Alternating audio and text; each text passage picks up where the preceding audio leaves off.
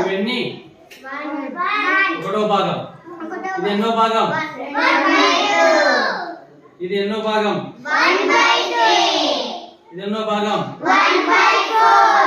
ఇది ఎన్నో భాగం? ఇది ఎన్నో భాగం? ఇది ఎన్నో భాగం? ఇది ఎన్నో భాగం? ఇది ఎన్నో భాగం? ఇది ఎన్నో భాగం? మొత్తం భాగాలు మనకి ఎన్ని వచ్చినవి? ఎన్ని భాగాలు మొత్తము?